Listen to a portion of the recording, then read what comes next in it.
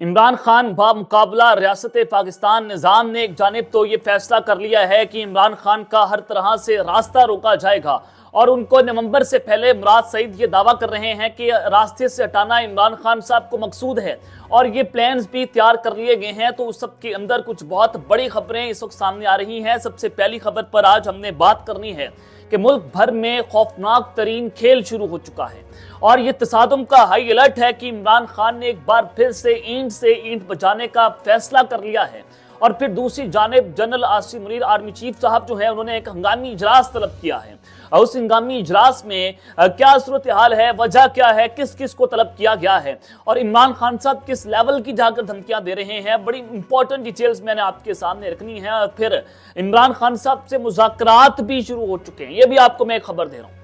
یہ معاملہ اور ماجرا کیا ہے کہ ایک جانب تو تصادم ہے اور پھر دوسری جانب مذاکرات کی ونڈو کو اوپن کر دیا گیا ہے۔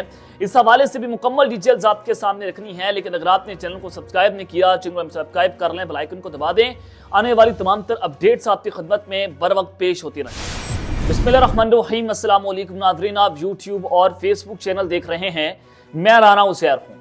ناظرین، پاکستان میں اس وقت بادشاہت کا نظام چل رہا ہے کہ فارم 47 والے جنہوں نے مینڈیٹ کو چوری کیا، عوام کے ووٹوں پر ڈاکہ ڈالا، ڈکیتی کی، آج وہ ملک پر قابض ہو چکے ہیں۔ مریم نواز جو کہ اپنی سیٹ بھی ہار چکی تھیں، آج وہ مریم نواز جو ہیں وہ ایک صوبے کی وزیر اعلیٰ ہیں اور وہ یہ بات کر رہی ہیں کہ اگر کوئی یہاں پر احتجاج کرے گا میں روتھلیس ہو جاؤں گی، میں رندہ پھیر دوں گی، یعنی کہ دھمکیاں جو ہیں وہ دی جا رہی ہیں۔ اور جب ان سے صحافی یہ سوال پوچھتے ہیں کہ مریم صاحبہ یہ تو عوام کے ٹیکس کا پیسہ ہے، آپ عوام کے پیسوں سے اگر رمضان راشن دے رہی ہیں، اگر آپ وہ بیگ دے رہی ہیں تو اس پہ بھی نواز شریف صاحب کی تصویر لگا کر کیا آپ ان کی پبلسٹی کر رہی ہیں؟ مریم نواز نے کہا کہ یہ حکومت کس کی ہے؟ یہ حکومت تو نواز شریف کی ہے، تو تصویر بھی نواز شریف کی لگے گی۔ یعنی کہ یہاں تک بات جا پہنچی ہے۔ آپ سب کو پتہ ہے کہ ملک بھر میں یہ جو چوری ڈکیتی یا جو ڈکیت ہم پر مسلط ہو گئے ہیں، اب آپ یہ ہمارے ملک کی کیا حفاظت کریں گے؟ انہوں نے کیا ہمارے ملک کے خزانوں کی حفاظت کرنی ہے، ہمارے سیکورٹی کی حفاظت کرنی ہے؟ تو جناب آج آپ کو خبر یہ دینا چاہتا ہوں کہ جیسے آپ سب کو پتہ ہے کہ ان کے کھانے جو ہیں وہ ہیلی کاپٹروں پر آیا کرتے تھے، یہ عیاشیاں بھی کیا کرتے تھے، دبئی جا رہے ہیں، امریکہ جا رہے ہیں، یہ جناب انہوں نے پوری پاکستان کی قومی خزانے پر ڈاکہ ڈالا۔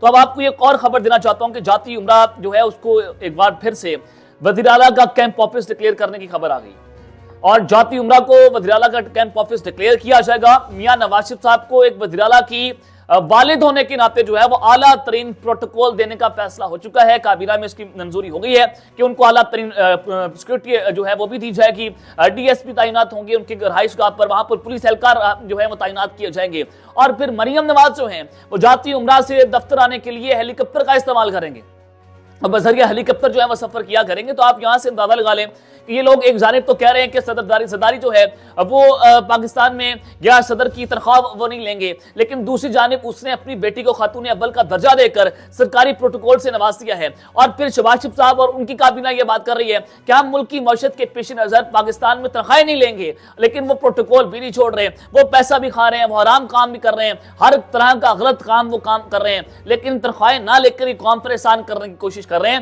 اور آپ دوسری جانب دیکھ لیں کہ ہیلی کاپٹر بھی آ رہے ہیں، ہائی سیکورٹی بھی دی جا رہی ہے۔ میاں نواز شریف صاحب کو کس حیثیت سے دی جا رہی ہے؟ ان کے باپ کا ملک انہوں نے سمجھ لیا ہے اور جس کا دل کرتا ہے یہاں پر آ کر جو ہے وہ کھانا شروع کر دیتا ہے۔ تو یہ ایک عجیب سی چیز ہے۔ اور پھر دوسری جانب پاکستان تحریک انصاف کے اوپر عطاء اللہ تارڑ نے یہ الزام لگایا کہ پی ٹی آئی نے یورپی یونین کو پاکستان کا جی ایس پی پلس اسٹیٹس جو ہے وہ لینے کا مطالبہ کر دیا۔ یہ خط لکھا گیا پی ٹی آئی کی جانب سے، یورپی یونین کو لکھا گیا۔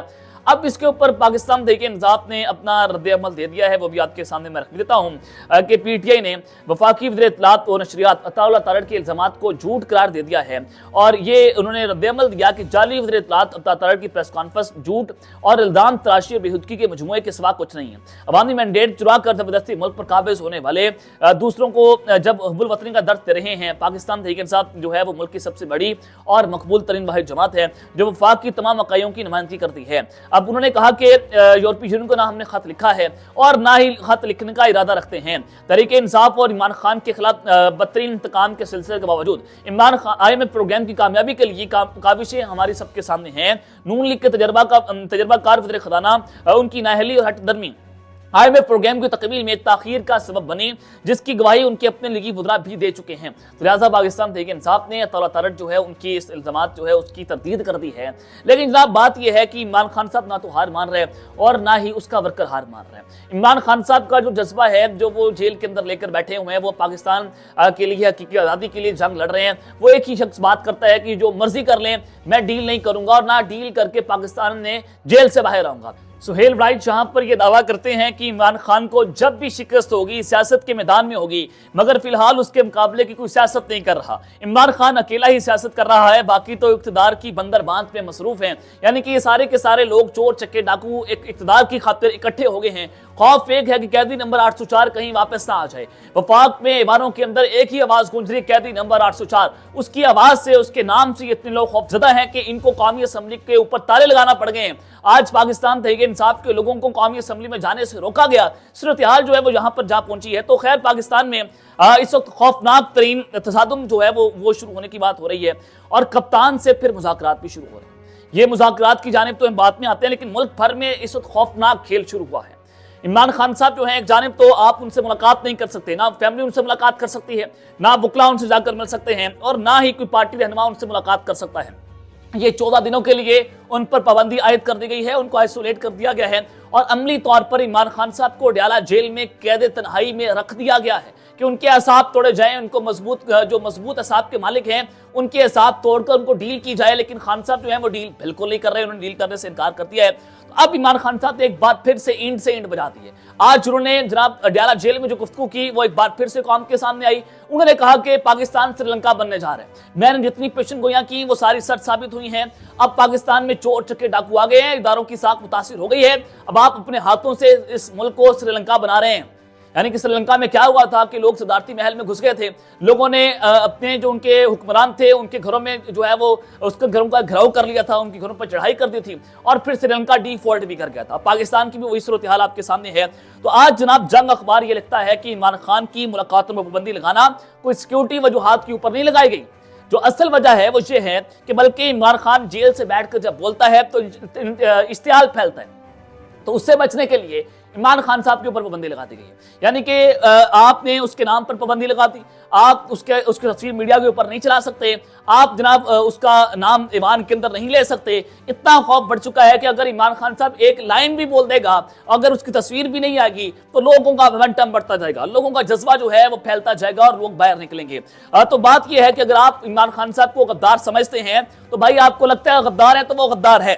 तारीख ये लिखेगी कि इमरान खान को गोलियां लगी, आपने गोलियां मारी, फस्तायत उसने बर्दाश्त की, उसको आपने जेल के अंदर डाल दिया, उस पर जाती नौयत के हमले हुए, उस पर हर तरह के आपने हमले किए, 200 मुकदमात उस पर दर्ज करवा दिए, उसके कारकुनों को मारा गया, उसके लोगों को कत्ल कर दिया गया, उसको जेल के अंदर डाल दिया गया, उसकी पार्टी तोड़ दी गई और फिर आपने देखा कि उसको 30 साल से ज्यादा की सजाएं भी सुनाएगी, उसका नाम लेने पर पाबंदी, उसकी तस्वीर लेने पर चलाने पर पाबंदी और उसका झंडा आप मीडिया पर नहीं लगा सकते, उसका झंडा आप सड़कों के ऊपर नहीं लेके जा सकते। लेकिन एक शख्स ने इस पूरे के पूरे निजाम को क्लीन स्वीप कर दिया, एक शख्स ने इस पूरे के पूरे निजाम की धज्जियां उड़ा के रख दी, पूरे निजाम को नंगा करके रख दिया, वो है इमरान अहमद खान वसीम। शायद इस बयान के बाद जो है आप हम क्या उम्मीदें, आप कहें कि अगर आप ऐसा बोलेंगे बहुत सारे पैगाम आते हैं कि अगर आप इमरान खान का नाम लेंगे, आप जो हैं वो इमरान खान के हक में बात करेंगे, आपको एक बार फिर से उठा लिया जाएगा, आपको जो है गिरफ्तार किया जाएगा, यहाँ तक जो है वो धमकियां दी जाती है। लेकिन खान साहब जो है पाकिस्तान की सियासत के बेताज बादशाह हैं, उसने पाकिस्तान के निज़ाम को घुटने टेकने पर जो है मजबूर कर दिया, उसने ईंट से ईंट बुझा दी है। अब आपको एक और खबर देना चाहता हूं कि ईद के बाद जो है वो दमादम मस्क अंदर होने जा रहे हैं। बैरिस्टर अली जफर साहब कह रहे हैं कि हम अब जो है वो रमजान के इंतजार नहीं करेंगे, बल्कि अब हम कभी भी और किसी भी वक्त रमजान के अंदर अडयाला जेल के बाहर धरना दे सकते हैं, बल्कि लॉन्ग मार्च का ऐलान भी कर सकते हैं। और अब मेरे पास खबर यह है कि इमरान खान साहब ने ये ऐलान कर दिया है, वो ये प्लानिंग कर रहे हैं कि अगर इन्होंने जो है वो मोहसिन नकी को वज़ीर दाखिला बनाकर हमें पैगाम दिया है कि हम जो है वो आपको जो रंदा फेर के रख देंगे, आपकी पार्टी पर जो पहले किया मोहसिन नकी ने, अब वो इससे बड़ा जुल्म करेगा। तो आपने करना ये है कि आप वो चूंकि इस्लामाबाद के अंदर आ गया मोहसिन नकी, तो आपने 23 मार्च को इस्लामाबाद के अंदर एक बहुत बड़ा जलसा कर रहे हैं। अब आपने जितनी भी रैलियां करनी है वो इस्लामाबाद के अंदर करनी है। یعنی کہ یہ عمران خان صاحب کی سوچ ہے، وہ مزاحمت کی طرف بڑھ رہے ہیں اور وہ مزاحمت کریں گے بھی، اور عید کے بعد لانگ مارچ کی تیاریاں کریں گے۔ خان صاحب نے جو ہے وہ جیل سے بیٹھ کر اعلان کر دیا کہ ہم آج بھی، انہوں نے کہا کہ ہم لانگ مارچ بھی کریں گے، ہم احتجاج بھی کریں گے، اور عید کے بعد جو ہے وہ اب آپ لانگ مارچ کی تیاری کریں۔ یہ ایک نیا گیم پلان ہے۔ اب یہ جو ہے وہ خوفناک تصادم کی جانب کام بڑھتا چلا جا رہا ہے۔ جناب کپتان سے مذاکرات شروع ہو گئے ہیں۔ یہ معاملہ اور ماجرا کیا ہے؟ آج وزیر اعلیٰ کے پی کے جو ہیں علی امین گنڈاپور صاحب، ان کی ملاقات ہوئی ہے وزیر اعظم شہباز شریف صاحب کے ساتھ، اور اس ملاقات کے بعد علی امین گنڈاپور صاحب نے میڈیا سے گفتگو کی اور انہوں نے وزیر اعظم سے اس ملاقات کو انتہائی مثبت قرار دے دیا ہے۔ انہوں نے کہا کہ وزیر اعظم نے کے پی کی حکومت کے ساتھ مکمل تعاون کی یقین دہانی کروائی۔ وفاقی حکومت صوبے کے بقایا جات بھی جلد ادا کرے گی، اور پاکستان کے معاشی حالات ٹھیک نہیں ہیں، ہماری کوئی ایسی ڈیمانڈ نہیں ہے جو پوری نہ ہو سکے۔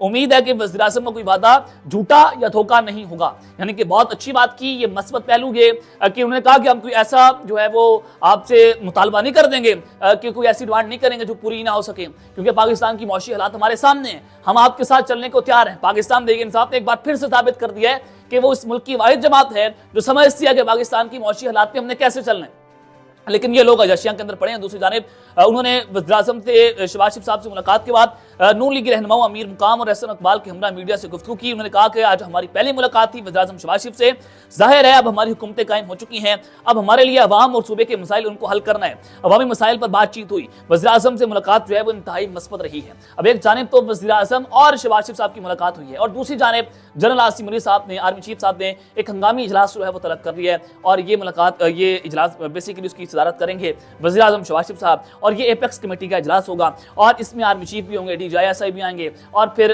وزیر اعظم شہباز شریف صاحب کابینہ کے لوگ ہوں گے جو اہم ترین لوگ منسٹریز کے لوگ ہیں، جس میں وزارت دفاع، وزارت داخلہ ہوگی، وزارت خزانہ ہوگی، اور چاروں صوبوں کے وزرائے اعلیٰ بھی شریک ہوں گے۔ ایپیکس کمیٹی کا اجلاس ہوگا، اور پہلی بار پاکستان تحریک انصاف کے نمائندہ علی امین گنڈاپور صاحب جو کہ وزیر اعلیٰ کے پی کے ہیں، وہ بھی اس اجلاس میں شرکت کریں گے، اور اس میں آرمی چیف جنرل عاصم علی صاحب بھی ہوں گے۔ اب یہ کہہ لیں پنجابی کے اندر کہ اٹھ کتے کا وائر ہے عمران خان کا اور عاصم علی صاحب کا، یہ دونوں ایک دوسرے کے ساتھ چلنے کو تیار نہیں ہیں، تو آپ یہ دیکھیں گے عمران خان صاحب کا نمائندہ اور آرمی چیف صاحب ایک ٹیبل پر موجود ہوں گے، تو ایک اچھی روایت ہوگی، اور یہاں سے جو ہے وہ آپ برف بھی پگھلا سکتے ہیں، یہاں سے آپ پاکستان کی خاطر جو ہے وہ کچھ بہت بڑا بھی کر سکتے ہیں۔